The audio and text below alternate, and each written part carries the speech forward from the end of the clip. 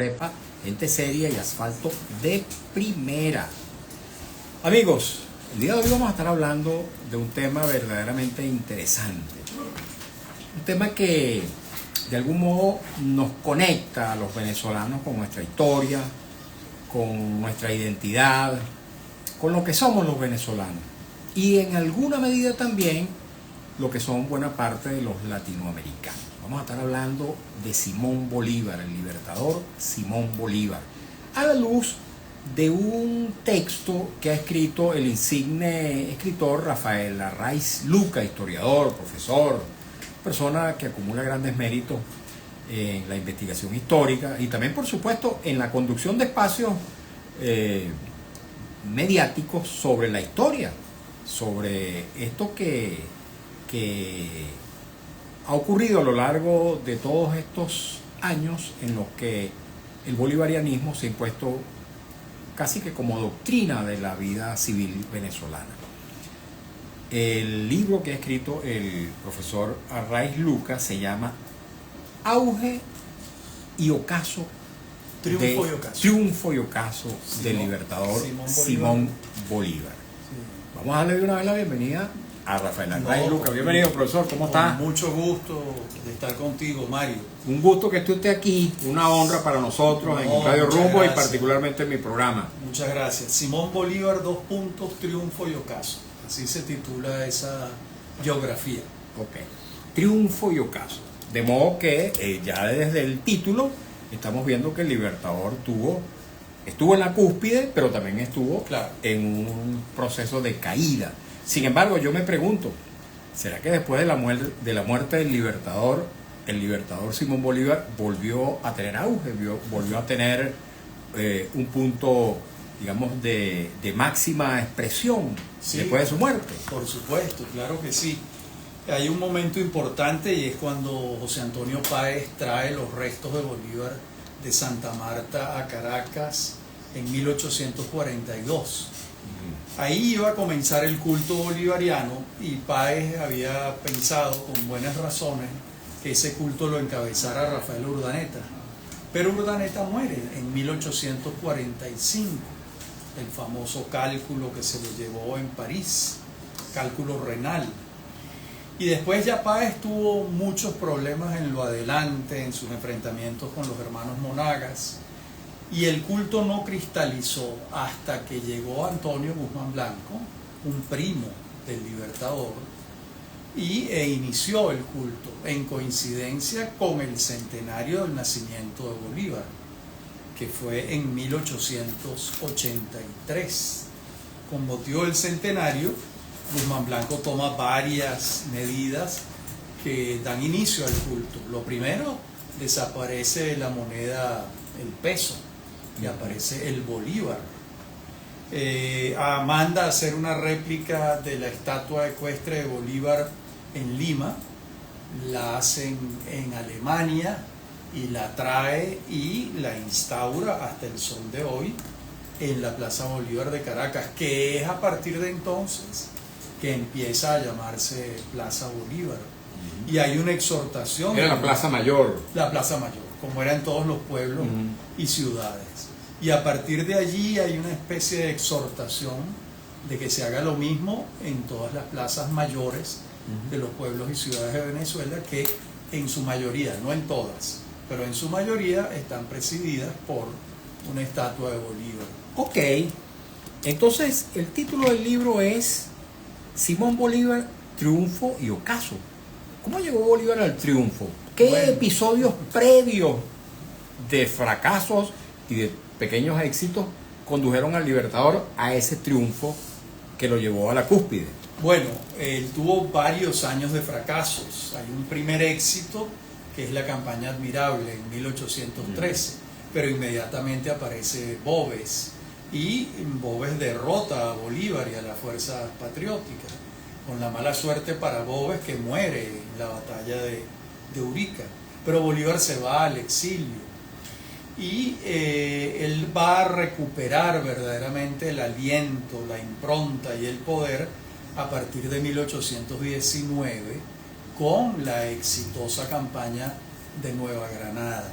cuando hace el paso de los Andes y tiene las victorias de Pantano de Vargas y de Boyacá, y entra triunfante a Bogotá el 10 de agosto de 1819. A partir de allí empiezan los años de gloria del Libertador.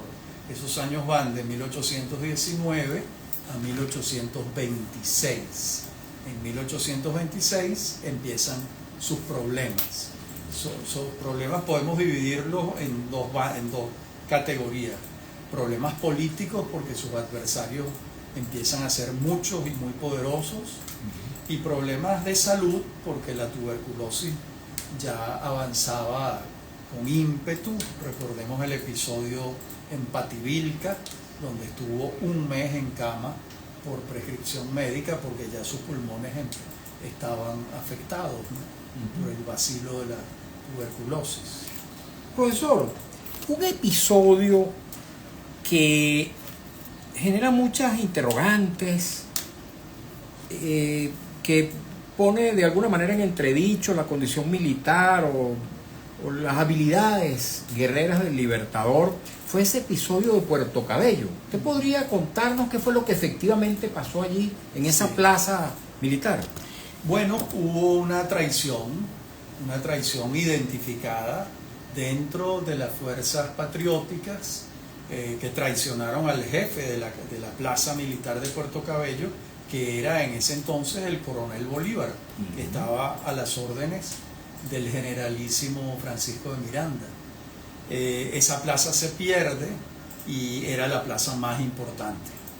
Y a partir de allí viene la derrota del ejército patriótico y la capitulación de Miranda con Monteverde en San Mateo. ¿Podría decirse que ese es el bache más profundo en el que cayó el Libertador antes de la gloria? Bueno, ese es importante, pero también la derrota frente a Boves es muy importante también. Lo que ocurre es que este bache es Bolívar solo como jefe de la plaza, pero la derrota frente a Boves no es solo Bolívar, es Mariño, es Bermúdez, es Piar, es Rivas, son todos. El ejército patriótico completo que pierde frente a Boves y los restos del ejército que había traído Monteverde de Cuba, integrado en su mayoría por aguerridos coroneles y generales canarios. ¿Hay episodios en el que el Libertador y Boves se encontraron personalmente? No que yo sepa. No, ¿verdad? Pero en el campo de batalla sí, pero no en lo que yo sepa. Puede que sí, pero que yo sepa no. ¿Y las batallas eran dirigidas, digamos, en el propio campo o a distancia? Por ambos. Había de todo. Hay batallas en las que Bolívar participa personalmente en el campo de batalla. Por ejemplo, en la campaña admirable de 1813, cuando él es un muchacho prácticamente, él está en la vanguardia de su ejército y es muy bueno batallando. Hay muchos testimonios sobre eso. Pero ya después, cuando él es el jefe de un proyecto mucho más grande, se preserva lógicamente de estar en el frente de la batalla. ¿Cuáles eran las herramientas, las armas en esas batallas en las que el Libertador participó de manera directa en los años iniciales? Bueno, la espada, la lanza. ¿Armas de fuego todavía no? Sí, más adelante aparecen las armas de fuego, claro que sí. Pero te diría que el arma más importante es la lanza de los llaneros, que la manejaban los llaneros de José Antonio Páez con una destreza inimaginable, ¿no? De eso se hace eco Pablo Morillo, cuando le escribe al rey de España y le dice: usted me da un ejército como el de Páez y yo conquisto Europa. Y da una descripción de cómo montaban a caballo estos llaneros, ¿no? Incluso, yo no sé si sabes, Mario, que ellos montaban a caballo y las riendas las llevaban en las piernas. Ah, no. Imagínate eso, las riendas del caballo estaban en las piernas y ellos tenían en cada brazo una lanza distinta. Iban manejando el caballo con las piernas. Esto es una destreza excepcional. ¿Hay evidencia, profesor, de que el Libertador haya sido herido en alguna batalla? No que yo sepa. No que yo sepa. No, herido, que No. yo sepa, no. Rasguño, nada de eso. Es posible que algún rasguño sí, pero no algo que se pueda señalar particularmente. Ajá. Sí. Ojo, mi biografía no es una biografía militar. Ok. O sea, el tema de las batallas, el tema militar, yo lo toco, pero... Tangencialmente. Sí, porque mi especialidad no es la historia militar. A mí me interesa el Libertador por otros motivos. Cuéntanos un poquito sobre esos motivos. Bueno, es un hombre muy importante, de una perseverancia asombrosa, que acumula una cantidad de fracasos, se levanta, se sacude el polvo y sigue adelante. Él mismo se define como el hombre de las dificultades y hay buenos motivos para que esa definición tenga sentido. Creo que era un estratega político, un estratega militar también, un hombre para la época bien formado en comparación con sus compañeros, ¿no? Intelectualmente. Intelectualmente. Había leído los libros que había que leer porque había tenido acceso a la biblioteca del Marqués de Ustaris en Madrid, que lo guió bastante bien en relación con el pensamiento liberal y el pensamiento romántico, que eran los dos pensamientos de la época, el romanticismo y el liberalismo, que fueron las dos corrientes de pensamiento que confluyeron en él. Por eso hay quienes dicen que Bolívar es un héroe romántico, que eso es cierto, desde el punto de vista de lo que es el romanticismo.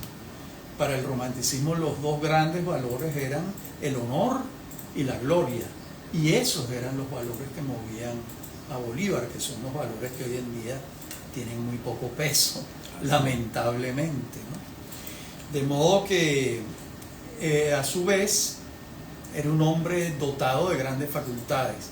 Cuando yo hago la investigación y me encuentro que en un día ha dictado 7, 8 cartas a 3 amanuenses distintos de manera simultánea, y una carta puede ser dirigida al mariscal Sucre, que está en Pichincha, la otra puede estar dirigida a María Antonia, su hermana, que está en Caracas, y la otra al coronel o al general Flores, que está en Quito. Bueno, sin perder el hilo. Sin perder el hilo, tú dices, bueno, este señor tiene la guerra en la cabeza, tiene un proyecto muy importante en la cabeza. Claro, ahí es donde uno se da cuenta que a veces se nos escapa. Nosotros creemos que Bolívar es un héroe venezolano, es cierto, pero el Bolívar es sobre todo internacional. Páez es un héroe exclusivamente venezolano. Páez no salió de aquí en campaña. Bolívar, imagínate, liberó media Suramérica. Entonces es un héroe que tiene unas dimensiones internacionales muy importantes. ¿Por qué se pone en duda su valía como libertador de algunos otros países distintos a Venezuela? ¿Como cuál, por ejemplo? Por ejemplo, en Perú. Se habla de que, bueno, de que Perú, de que no fue Bolívar el libertador de Perú, sino que fue San Martín. Porque esa es la verdad. La verdad es que a Perú lo liberaron San Martín y Bolívar. Y por eso hay una plaza San Martín y una plaza Bolívar en Lima. Es cierto eso. Y hay un sector del Perú que se siente bolivariano y un sector que se siente sanmartiniano. Pero solo se puede decir eso del Perú. De Bolivia ni hablar, más bien es una creación del mariscal Sucre y de él. Del Ecuador tampoco, y de Colombia muchísimo menos. Sí. Ok. Ahora, ese entredicho en el que se coloca al libertador en cuanto a sus valores civilistas y democráticos, ¿qué puede decir al respecto tras su investigación? Bueno, el Libertador pasa por distintas etapas, ¿no? Cuando tú ves el Libertador de la Constitución de Angostura de 1819, ahí hay un demócrata ferviente y sin ningún tipo de fisura, digamos así. Cuando tú ves el Libertador redactor de la Constitución de Bolivia, sigues viendo al demócrata, pero lo ves inspirado en la Constitución británica.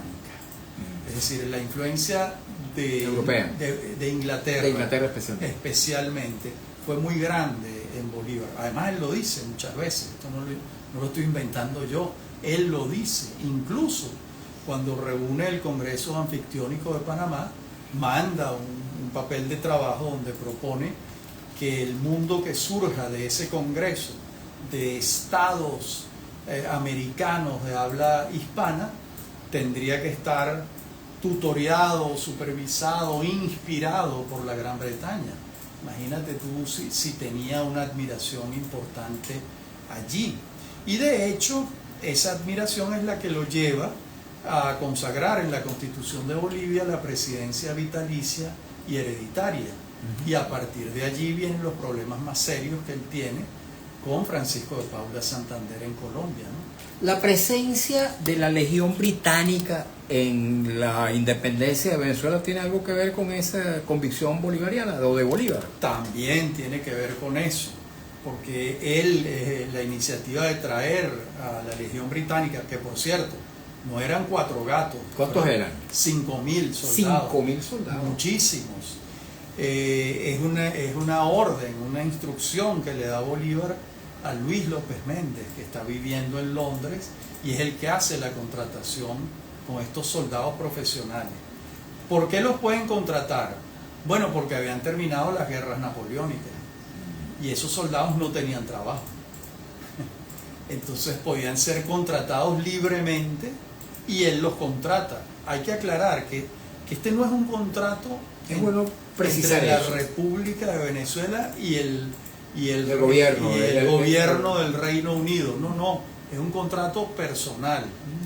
Es un contrato personal. Y la Legión Británica fue un factor determinante en las victorias patrióticas. En la batalla de Pantano de Vargas y de Boyacá, el papel de la Legión fue importantísimo.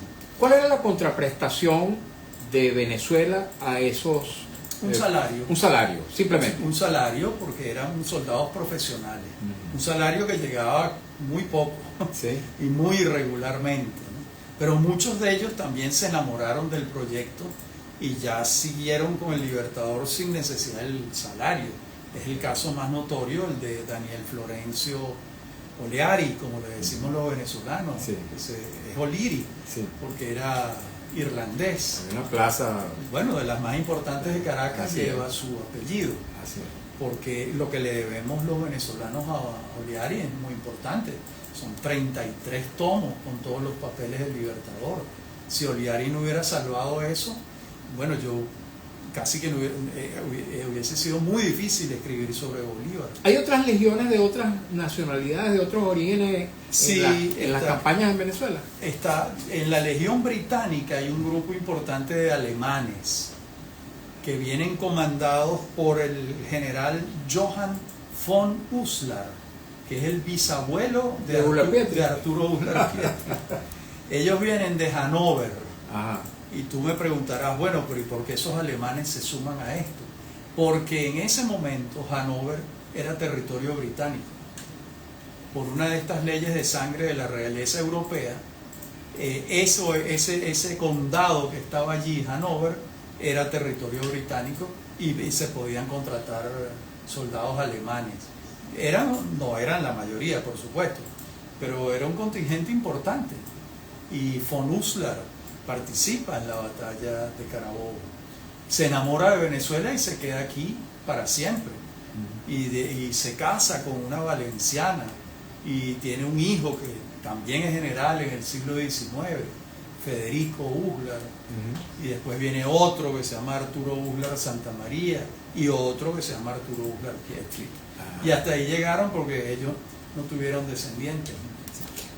El liderazgo del Libertador en Venezuela era un liderazgo indiscutible en algún momento de nuestra historia, o siempre tuvo el Libertador sus detractores tanto desde el punto de vista militar como desde el punto de vista ideológico, político. Siempre, Mario. Es que la gente no se pasea por eso.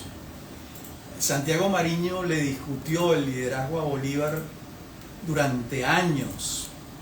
Todo tipo de diferencia. El Congreso de Cariaco, en 1817, lo convoca Mariño para darle una suerte de golpe de estado a Bolívar y no lo logra.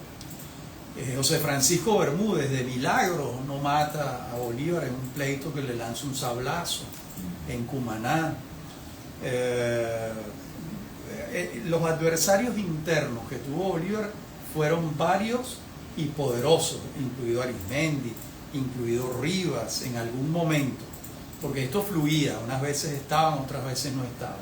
El que fue más persistentemente adversario de él fue Mariño, hasta el fusilamiento de Piar.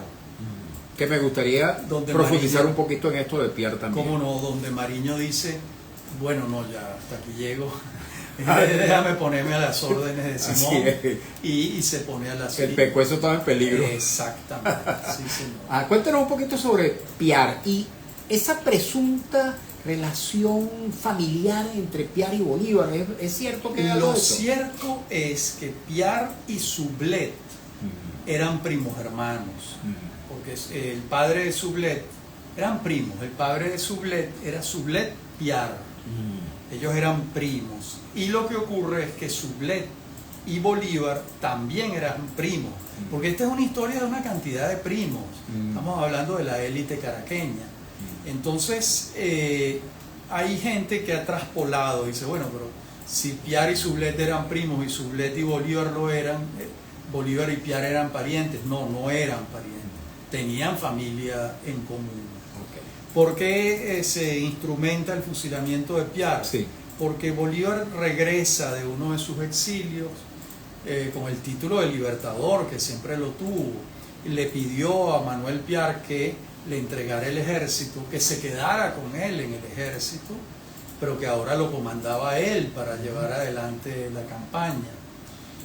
Ojo, esto no es un capricho de Bolívar, a él lo mandan a traer, sus adversarios se lo traen, no me acuerdo si es de Haití o de Jamaica, y le entregan el mando. Es decir, no es que él caprichosamente volvió, sino que le piden que regrese. ¿Qué año estamos hablando? Estamos hablando de 1817. Y entonces él le dice a Piar que le entregue el ejército, Piar se lo entrega, le dice quédate conmigo, Piar no se queda con él y se va a formar otro ejército para la causa patriótica. Pero esto fue considerado... Un ejército paralelo. Sí, pero para la misma causa. Claro. Pero esto fue considerado inadmisible dentro ¿El acto de traición se consideró? Yo no sé si traición es la palabra, pero dentro de las leyes militares no estaba tolerado. Se le sigue un juicio y el resultado del juicio es el fusilamiento. ¿Cuántas personas acompañaban a Piar en ese proyecto? ¿Soldados? Oficiales. El ejército que él le entrega a Bolívar podía estar cerca de 3.000 personas. Era un ejército ya considerable. Ahora, el ejército que él empieza a formar, reclutar no tuvo tiempo de que fueran más de 4 o 5, unas cuantas personas, porque inmediatamente lo detienen, ¿no? ¿Qué impacto tuvo la muerte de Piar en el resto de los oficiales? Bueno, aparte de Mariño, que ya lo mencionó. El propio Bolívar lo dice en el diario de Bucaramanga, dice, yo finalmente consolidé el mando único a partir del fusilamiento de Piar. Eso es lo que Bolívar dice en el diario de Bucaramanga, y yo creo que tiene razón en lo que está diciendo, porque a partir de allí se consolida el mando, y viene un factor muy importante en 1818, y es que Bolívar y Páez se conocen, se ven por primera vez en Cañafístola, y ese fue un factor, una sinergia importantísima. Ya Bolívar con el ejército que le había entregado Piar, y ahora una alianza con el ejército de los llaneros de José Antonio Páez en Apure. Bueno, imagínate.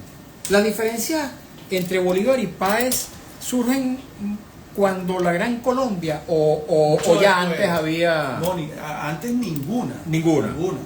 Las diferencias empiezan cuando en 1826, cuando el Consejo Municipal de Valencia y el Consejo Municipal de Caracas reconocen la autoridad de José Antonio Páez por encima de la de Francisco de Paula Santander que era el vicepresidente de la República de Colombia. De Colombia. Sí. Porque a todos estos episodios Bolívar no está en Bogotá. Acuérdate que Bolívar se va de Bogotá en 1821 y vuelve en 1826. O sea que esos 5 años los venezolanos reciben instrucciones de Santander, no de Bolívar. Bolívar está liberando los pueblos del sur, ¿no? Y Páez se subleva frente a eso. Páez, Santander le envía una orden a Páez de comparecer ante el Congreso de la República de Colombia reunido en Bogotá. Y Páez dice, no, yo no voy. Y lo respaldan los consejos municipales de Caracas y Valencia.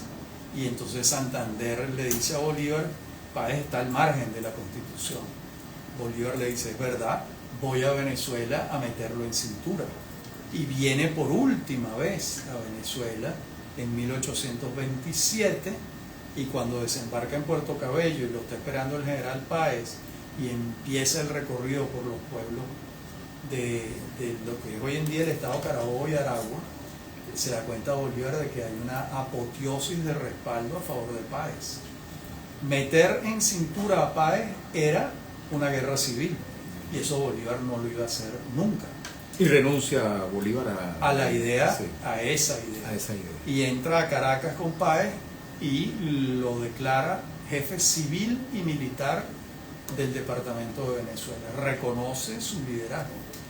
Si hacer lo contrario, que era lo que le pedía Santander, era empezar una guerra fratricida, ¿no? Podríamos decir, profesor, que allí arranca el ocaso del Libertador en la, digamos, en la renuncia a la idea de la gran Colombia, de la unificación de estos países en una sola nación. Yo creo que, fíjate, el ocaso comienza porque la República de Colombia está instituida, ¿no? Tiene 3 departamentos, Venezuela, Cundinamarca y Quito, porque la denominación Ecuador es posterior. Pero cuando él redacta la Constitución de Bolivia en 1826, esa Constitución impera en Bolivia y el primer presidente de la República es el Mariscal Sucre. Pero él se la trae a Bogotá y se la entrega a Santander y le dice, ahora tenemos que hacer esto aquí. Y la manda para el Perú y dice, ahora hay que hacer esto allá. Y claro, todos estos republicanos dicen, pero ¿cuál es la diferencia entre una presidencia vitalicia y hereditaria y la monarquía anterior que tenían? Claro, él tenía en la cabeza el modelo británico, que era tener una autoridad al margen de la diatriba política, y la diatriba política en una instancia distinta que no comprometiera la estabilidad del Estado, sí, que es lo que ha pasado en Inglaterra hace 1000 años. Así es. Entonces, eso era lo que él... una suerte de monarquía parlamentaria. Correcto. Y bueno, pero sus compañeros no querían eso. Y ahí vienen los problemas de Bolívar. Acuérdate que viene el atentado. Sus enemigos en Bogotá son tan enconados que de milagro lo matan en el Palacio de San Carlos. Sí. Tenemos que hacer una pausa. ¿Cómo no? En esta gratísima conversación con el profesor Rafael Arraiz Luca, quien ha presentado recientemente su libro Simón Bolívar, Triunfo y Ocaso. Yo iba a decir Auge y Ocaso. Triunfo y Ocaso. Aquí está la portada de su libro para quienes nos están sintonizando a través de las plataformas digitales. Vamos a conversar nuevamente con él una vez que hayamos cumplido con compromisos publicitarios de la estación y escuchar un avance del noticiero en la voz de Alex Márquez. Ya venimos, queridos amigos, queridas amigas. Wow. Pensé que era de rueda. Mire, profesor, aquí seguimos un ratico. Me llama mucho la atención estas comunicaciones entre Bolívar por allá por el sur, Santander en Colombia y Páez aquí en Venezuela. El trayecto de esos mensajes. Cartas que iban y venían. Ajá. Y el sistema de posta. Ajá. Que era lo que facilitaba. A caballo.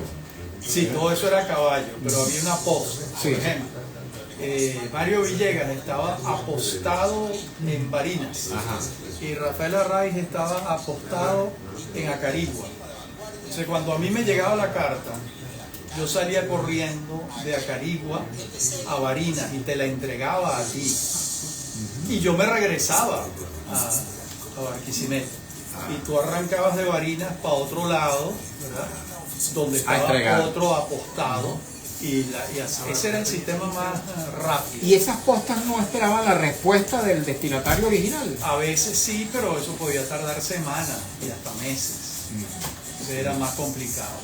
Ok, estamos conversando con Rafael Arraiz Lucas, amigo y amiga. Vamos a escuchar un avance del noticiero en la voz de Alex Márquez. Enseguida vamos a leer incluso si nos llegan algunos mensajes sobre estos temas. Estamos hablando sobre historia, sobre el Libertador, sobre el triunfo y el ocaso de nuestro Libertador Simón Bolívar. Así que sus preguntas, comentarios, si nos llegan sobre este tema, bienvenidas serán.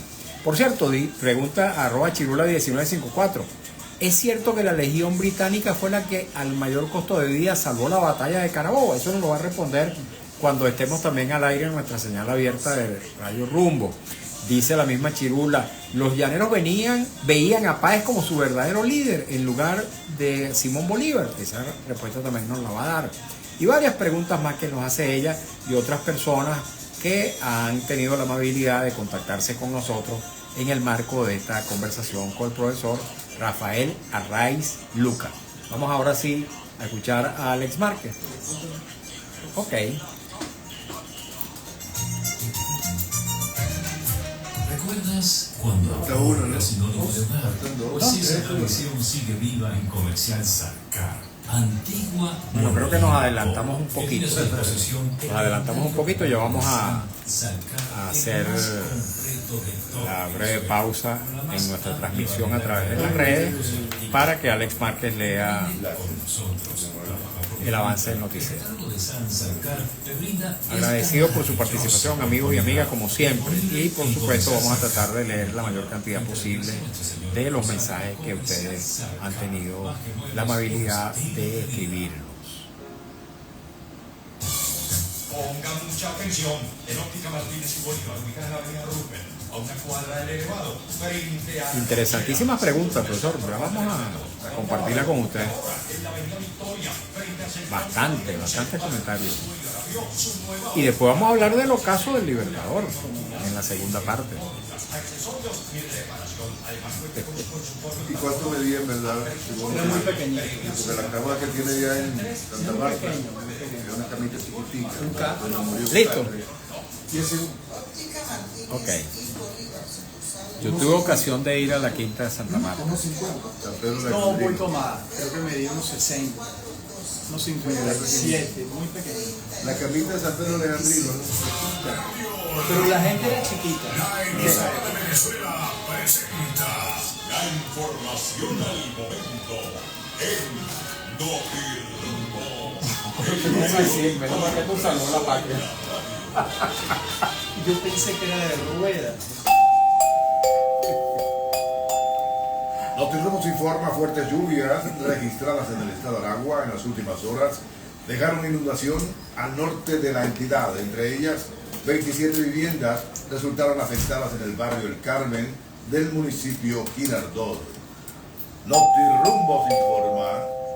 El presidente de Brasil, Luis Ignacio Lula da Silva, instó hoy viernes en Río de Janeiro a la creación de un nuevo modelo de financiación que permita enfrentar los retos de desarrollo sostenible y la crisis climática durante la apertura de la 10ª reunión del nuevo Banco de Desarrollo.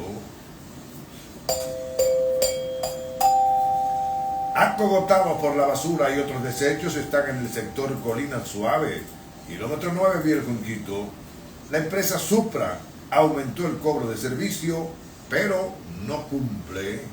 Informó de Rumbos. Los 35 minutos hora Rumbos, la emisora de Venezuela.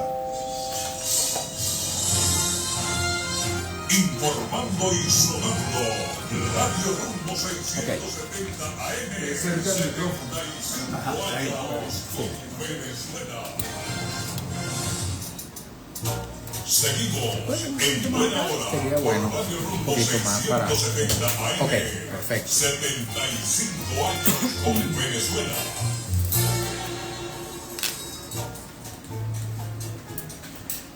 Momento de hablarles del servicio geriátrico del doctor Argenis Portillo. Me complace muchísimo recomendar los servicios profesionales de este geriatra venezolano porque conozco de su larga trayectoria y su compromiso existencial con la salud de los adultos mayores. El profesor Argenis Portillo, aparte de ser médico geriatra, es también médico intensivista, profesional de la medicina crítica y profesor de las escuelas de medicina Vargas, de la UCB y de la Academia Militar. Su consultorio está situado en la esquina de Las Ibarras, en la avenida Urdaneta, y presta también servicio domiciliario en el caso de que el paciente así lo requiera. Le invito a tomar nota de su número telefónico que le puede resultar de suma utilidad. 0414-309-0806, 0414-309-0806. Seguimos, amigos y amigas, en esta grata conversación con el profesor Rafael Arraiz Luca, con quien estamos dialogando a propósito de su libro, Simón Bolívar, Triunfo y Ocaso. Hemos hablado de los triunfos de Bolívar, también de episodios digamos, complejos que ha vivido o que vivió el Libertador antes de llegar a la cúspide de su gloria. Y nos toca dentro de instantes hablar del ocaso del Libertador. Pero antes de eso quiero leer numerosas preguntas, comentarios, inquietudes que nos llegan a través de nuestro Instagram, @MarioVillegas100, y también de las redes sociales de Radio Rumbo. Dice @Chirula1954. Es cierto que la Legión Británica fue la que al mayor costo de vida salvó la batalla de Carabobo, pero ella misma dice otras cosas. Dice Chirula1954, dice: los llaneros veían a Páez como su verdadero líder en lugar de a Simón Bolívar. Y dice algo más: Bolívar negoció la entrega de Miranda para asegurar su salida de Venezuela. ¿Qué responde a estas tres preguntas de Chirula 1954? Bueno, en la batalla de Carabobo, sin duda, la Legión Británica fue muy importante, eso no hay duda, pero también lo fue el destacamento, la división, que es la palabra técnica, la división que comandaba José Antonio Páez, y la división de Plaza y de Cedeño. Es decir, no se le puede atribuir a la Legión Británica el factor de la victoria allí. ¿Fue un factor importante? Sí, pero no el único. Lo otro es cómo se puede interpretar que, es decir, si los llaneros seguían a Páez antes que a Bolívar. Bueno, el ejército de Páez era su ejército. Como fue el de Boves en su momento, de Boves. Como fue el de Boves, el de Boves, como fue el de Piar, el de Piar. Es decir, era un ejército de llaneros que lo respetaban a él extraordinariamente porque él mismo era un jinete y un lancero de primer orden, ¿no? Entonces, difíclmente esos llaneros iban a pasar por encima de su líder natural para seguir a otro. Claro, su líder natural, que es Páez, es un obediente seguidor de Simón Bolívar. Entonces ahí se daba toda la unidad de mando perfectamente. ¿A partir de qué momento, profesor, podemos decir que en Venezuela existe un ejército con unidad de mando? En Venezuela existe un ejército con unidad de mando, finalmente un ejército nacional con el general Gómez. Con el general Gómez. Antes no. En el siglo XIX, no. Había un ejército nacional al que le discutían el control del territorio los ejércitos regionales. De hecho, realmente el Estado venezolano, quien lo consolida en un elemento esencial, que es el control del territorio, es Gómez, porque está gobernando Cipriano Castro, pero el jefe del ejército es Gómez. Y el que vence en la batalla de la Victoria y en la batalla de Ciudad Bolívar en 1903 es Gómez, y el ejército se consolida alrededor de él.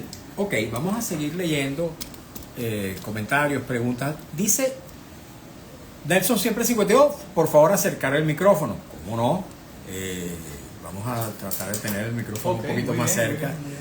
Dice Garrido Francino Lustaris: buenas tardes, licenciado, saludos al invitado. Mire, Pregunta que si es verdad que Páez traiciona a Bolívar y si es verdad que por la profanación de la tumba del Libertador se fueron varios... Bueno, esto es un tema... Ajá. Luego Chirula 1954 pregunta, ¿cómo terminó la vida de Manuela Sáenz? Bueno, la vida de Manuela Sáenz termina ella sola en una región de, no recuerdo si es Perú o Ecuador, con sus perros, que tenía una legión de perros, bastante solitaria, digamos así, porque había muerto su esposo, que era el doctor Thorne, el inglés con quien ella se casó, y por supuesto en 1830 había muerto Simón Bolívar. Y a partir de la muerte de Simón Bolívar ella se tiene que ir de Bogotá porque le surgen una cantidad de adversarios. Los antibolivarianos no la querían. Y bueno, pasa los últimos años de su vida en esa zona costera. En este instante no recuerdo exactamente si es Perú o Ecuador. Esta pregunta acerca de una posible, presunta traición o no de Páez al Libertador. Bueno, es decir, el general Páez, los dirigentes valencianos y los dirigentes caraqueños, articulados en sus organismos, que eran los consejos municipales, el ayuntamiento, que era como se le llamaba, respaldan a Páez y promueven la separación de Venezuela de la República de Colombia, hasta que finalmente ocurre en marzo de 1830. Estaba vivo el Libertador, porque él muere en diciembre de ese mismo año, ¿no? Correcto. Vamos a seguir leyendo, amigos y amigas, comentarios, preguntas. Rápidamente. Dice León del Valle 62. Bolívar, ¿cuánta valía recobras en estos tiempos borrascosos y de oscurantismo en la historia de la República? Sumaste en beneficio de un continente y su libertad. De acuerdo, claro que sí. Sí, dice Garrido Francino Lustari, pregunta al invitado si es verdad que el líder supremo Bolívar peleó junto a Washington y en qué batalla. ¿Por qué libertó fue América? Disculpe mi ignorancia por mi tercera edad. No, él nunca peleó con Washington. Bolívar conoció los Estados Unidos en un periodo en que ya no había guerra en los Estados Unidos. En uno de sus regresos de Europa, no recuerdo si en su primer o segundo viaje, estadía larga en Europa, la primera son 3 años, la segunda son casi 5 años, él pasa por Charleston, lo que hoy en día es Georgia y Carolina del Norte, y también hace un viaje a Baltimore, de modo que no, Bolívar estuvo allí en una situación no bélica. Ok, más preguntas, comentarios. Dice Marcos Díaz 25-7, dice buenas tardes Marcos Díaz, dice excelente invitado histórico, piropo para Muchas nuestro profesor. Pero hay otro que se parece muchísimo, dice Chirula 1954, tremendo invitado tiene, señor Mario, qué honor para nosotros su radio escucha, agradecido. Mire usted, dice @ que no calle el cantor 73, felicitaciones amigo Mario, qué bueno que nos da a conocer nuestra historia de la mano de uno de los hombres más intelectuales de nuestro país y conocedor de nuestra historia. Dice @ Nelson siempre 52, Miranda, Piar y Páez han sido relegados en su importancia, siendo Páez un demócrata honorable. Dice, bueno, fíjate, a ver, hay algo que decir. Ajá. Páez fue un demócrata honorable. Ajá. Hasta la Guerra Federal, cuando le da un golpe de Estado a Manuel Felipe de Tovar y asume la dictadura para comandar la guerra. Un hecho del que el propio general Páez se arrepiente toda su vida y de hecho ni siquiera lo relata en sus memorias, en su autobiografía. Entonces, ¿Páez fue un demócrata y un republicano? Sí, pero hasta el mejor cazador se le va la liebre. Ok, vamos a ver. Dice Chirula 1954, ¿no cree usted, profesor, que persiste una suerte de complejo social en el sentido de no hacer reconocimiento alguno a Manuela Sáenz por ser la amante del Libertador? Bueno, Yo la verdad es que no creo, más bien siento que se le ha exaltado con toda justicia, realmente, ¿no? Ahí hay un episodio muy simpático, porque quien la asciende a ella, a coronela, es el mariscal Sucre, porque ella participa en la batalla de Ayacucho. Y Santander le critica al Libertador el ascenso a coronela de Manuela. Dice, pero ¿cómo es posible? Le dice Santander. Y Bolívar le responde, pero es que eso no lo hice yo. Eso lo hizo Sucre. Ni era para congraciarse Sucre con el Libertador. No, era por sus ejecutorias militares, porque es una mujer importante. Sí. Y tenía comando de tropa. Entonces, eso no, se sabe poco y es así.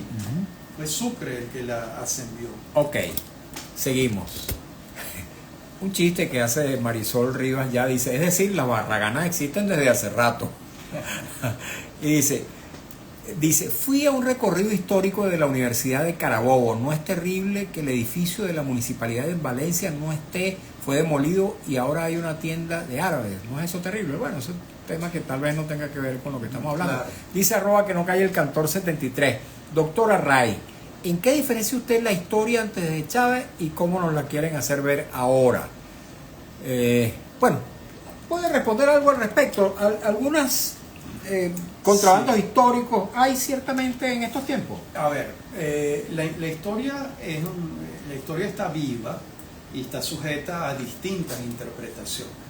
Entonces, Bolívar, como un personaje de gran dimensión, en todos los países bolivarianos hay interpretaciones de todo tipo. Por ejemplo, en Colombia, el Partido Conservador Colombiano del siglo XIX era bolivariano y el Partido Liberal Colombiano era santanderista.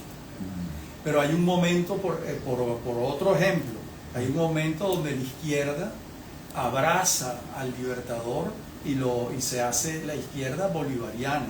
Pero también la ultraderecha o la derecha de distintos países ha sido bolivariana. Entonces, ubicarlo, que estos ejemplos que nos revelan que hay un Bolívar para todos los gustos, porque forma parte de la interpretación de cada una de las personas. Ok, mire, profesor, nos quedan 8 minuticos, más o menos, tal vez un poquito menos, digamos que unos 5. Me gustaría que habláramos brevemente acerca del ocaso, que es, digamos, la última parte de su libro, en qué se constituyó ese ocaso. Bueno, y después hablaremos un poco acerca de algo que a mí me motiva a preguntarle, que es la vigencia o no del pensamiento bolivariano. Ok. El ocaso viene, como te comentaba antes, cuando él trae la Constitución de Bolivia y la propone para Colombia y Perú. Y empiezan sus adversarios a expresarse. La primera expresión es que casi lo matan en Bogotá, en el atentado.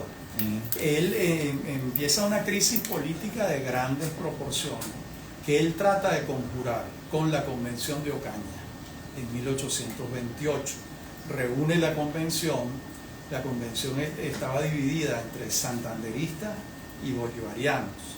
Y cuando él se da cuenta de que los santanderistas son más y que iban a imponer su voluntad redactando una constitución distinta a la que él estaba proponiendo, la constitución se deshace, la constitución de Ocaña. Entonces se profundiza todavía más la crisis política y él asume la dictadura, pero hay que aclarar, la dictadura en los términos republicanos romanos. ¿Cómo era esa dictadura? Bueno, en Roma, en la República Romana, cuando había una crisis política, el emperador o el César asumía todos los poderes públicos, los 3 poderes, para conjurar la crisis, y lo hacía por un tiempo determinado. Y Bolívar lo cumplió, porque él asume la dictadura en 1828 y en enero de 1830 le entrega el poder completo, poder ejecutivo, legislativo, judicial, todo. Aquí se los devuelvo. Ya él estaba muy enfermo en enero de 1830 con la tuberculosis. Entonces el ocaso es la combinación de una crisis política que se desata y que él no logra controlar completamente Con una crisis de salud. con una crisis de salud. Y entonces hay cartas donde él le dice, Manuela, por ejemplo, le está diciendo en cartas que yo cito en la biografía, te quiero ver, me hace falta. Y le dice, pero ¿para qué me quieres ver? Peso 37 kilos. 37 kilos. Cadavérico. Tiemblo todas las tardes y me arropan con una cobija de lana. Me dan ataques de bilis. Estaba muy enfermo, ¿no? Hay muchos testimonios de eso. La vigencia o no del pensamiento bolivariano el día de hoy. Tenemos una constitución bolivariana. Dígame, ¿en qué se encuentra y permanece vigente el pensamiento bolivariano al día de hoy? Bueno, Bolívar propone en la Constitución de Bolivia la creación de otros poderes. Sí. Y esos poderes los asume la Constitución de Venezuela de 1999. Sí. El poder electoral y el poder ciudadano. Sí. Él Antes lo llamaba el poder moral. Bolívar lo llamaba el poder moral. Entonces, esos dos poderes son inspiración constitucional de Bolívar y los asumió la Constitución de Venezuela del año 99. El tema de la octava estrella en la bandera. Yo creo que tiene razón de estar ahí. Así es. Yo creo que sí, que una vez que se independizó de España, esa octava provincia, ¿por qué no va a estar en la bandera? Es más, además eso, el propio Bolívar es el que lo propone. Lo que ocurre es que esa orden no se implementó. Así es. Mire, hay un comentario que hace, ya vamos a terminar, nos queda, ya va. Un comentario que hace, creo que es Chirula 1954, rapidito, que ella pide algo así como, ¿qué mensaje inspirado en el Libertador se puede transmitir hoy a los venezolanos? Bueno, el mensaje que él mismo dio. Él dice en una carta al final de su vida, le dice a Santander, Sucre es el hombre de la guerra, usted es el hombre de las leyes, yo soy el hombre de las dificultades. Bueno, es un hombre que enfrentó numerosas dificultades y le sonó la flauta muchas veces, salió adelante muchas veces. Tenía un proyecto político de integración latinoamericana en la cabeza e intentó implementarlo, no lo logró, pero esa idea de la integración latinoamericana sigue vigente.